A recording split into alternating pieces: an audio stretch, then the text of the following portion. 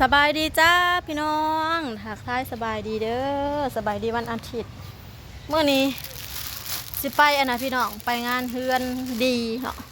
บ้านเฮาภาษาบ้านเฮาเอิ้นไปเฮือนดีจ้างานขาวดำพี่น้องจ้าในหมู่บ้านเฮานี่แหละมีคนเสียชีวิตเนาะ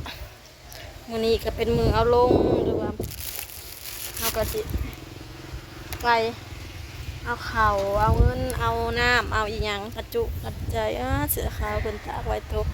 ไปอันนั้นพี่น้องไปกินทานก็ไปซอยเวียกซอยงานเลยเนาะ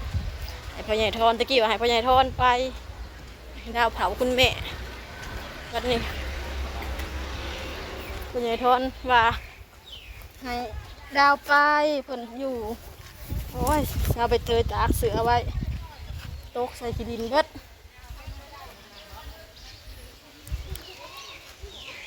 สองงานพี่น้องเอ้ยมือนี่อยู่ในหมู่บ้านเฮาผู้ข้าเจ้ากำลังไปอยู่เพื่อนในบ้านงานหนึ่งอยู่ทางซอยทางคุมในบ้านแล้วก็กลุ่มบันโคกพี่น้องบ้านเฮาก็จะมีหลายคุมเนาะเฮาก็สิไปงานทางในบ้านก่อนเพราะว่าเขาเจ้าเอียงก่อนค่ะผู้ตายก่อนนะเอาลงน้ำหลังผู้ตายน้ำหลังนะเอาลงก่อน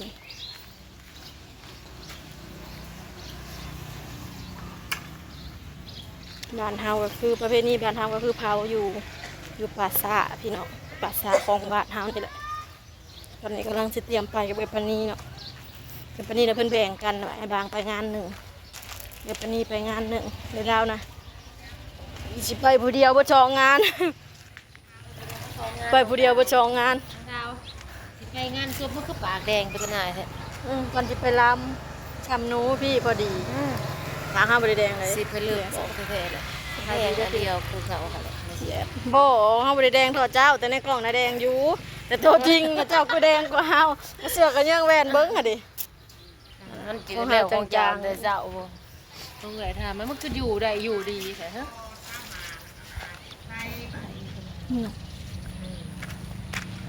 น้ำไปสิไปเสียประกันภัยพี่น้องเอ้ยคนละขั้นบ่ขี่รถคนละคันของหาจริงๆเป็นเธอเสียเงินรัวๆเงินประกันภัยเงินลุงร่อนแน่ดาวกะสิมีน้ำ2 แพ็คเนาะเงินลุงร่อนแพ็คหนึ่งเงินดาวแพ็คหนึ่งไหลเป็นหลังคาเฮือนแต่ก็ไหลเป็นหัวคนพี่น้องเวลาเจ็ดชู่เด้แล้วก็ไหลเป็นหัวคนฮะมี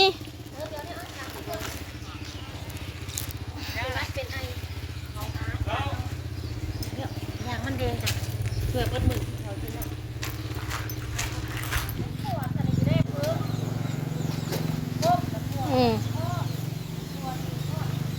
ไปจ้าขี่รถคนละคันเพราะว่าเขายังสิไปอีกงานหนึ่งไปน่ะสิไปน้ำกันไปคนละงานไปจอดอยู่ไส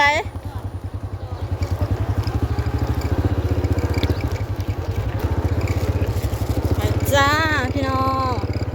เนี่ยอยู่ใกล้ๆนี่แหละอยู่ใกล้ๆดอก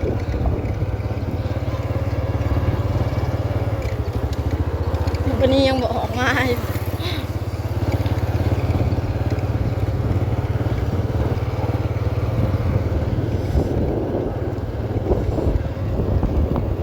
งามกับเขา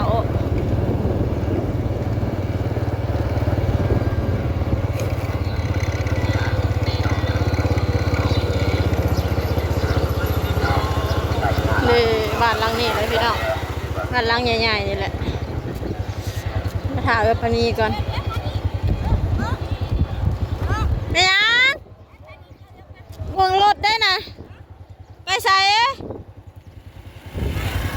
สาวใบเตยเพิ่นสิบวชนำเอิ้นว่ายังไม่ยังเอิ้นไม่ใหญ่ทวด หญ้าทุหญ้าเด้บ่แม่นหญ้าแม่เฒ่าเนาะ แล้วไม่เถา แม่เฒ่าทวดเนาะแม่เฒ่าใหญ่แม่เฒ่าทวดน้องไปเตย ไม่เถาชวนน้องเป็นเต้ยสิแม่ของคุณยาย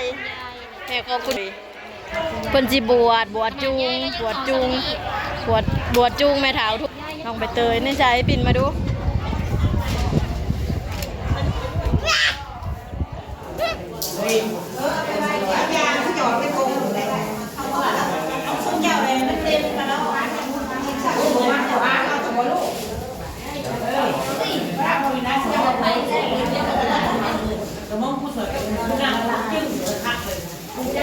จะไปใส่กับเรา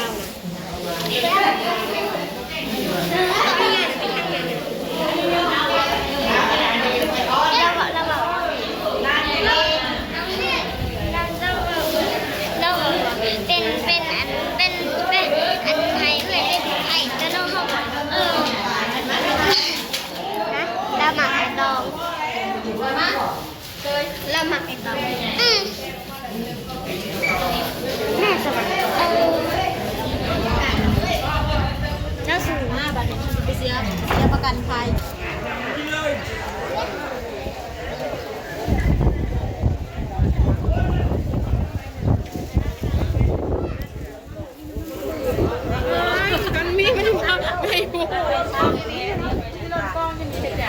เสียเงินประกันภัย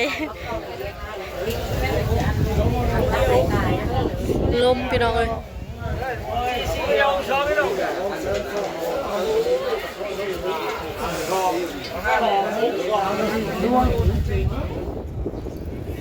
เสียเงินประกันภัยแล้วกินทานแล้วก็สิขึ้นเมื่อเฮือนเทิงพี่น้องเอ้ยเพราะว่าข้าวน้ำยาเด้ ปัญญาอยู่ท้าวะกินทานแล้วเสียเงินประกันภัยแล้วขึ้นเมื่อพูดแล้วก็สิเมื่อ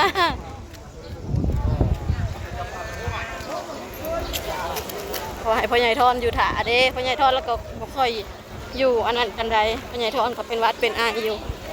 ก็กินทานแล้ว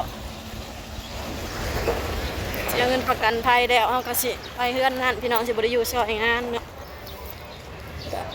ยิงตามความยากของเฮานี่แหละไปเดี๋ยวขึ้นมาเฮือนเทิงบัดนี้ไปเวเอาเครื่องกินทานแล้วก็น้ำก่อนพี่น้องเอ้ย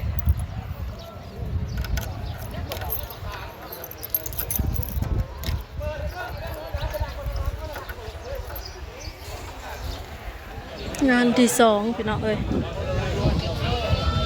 อยู่ทางบันโคอยู่ทางโซนทางแจทางโรงเรียน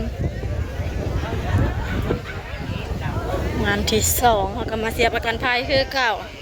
แล้วก็เอาเครื่องมากินทานพี่น้องเอ้ยปัจจุบันนี้จะข้าวจากใดจากสิเมื่อข้าวน้ำย้ายเลยกันนะ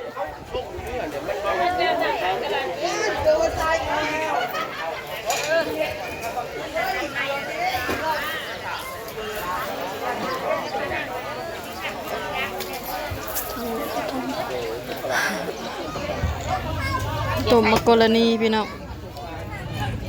มาข้าเจ้ากะยอเจ้ายอข้าวต้มข้าวปีต้มมะกรณีเป็นงานแบบนี้ไม่เพิ่นบ่ได้อันให้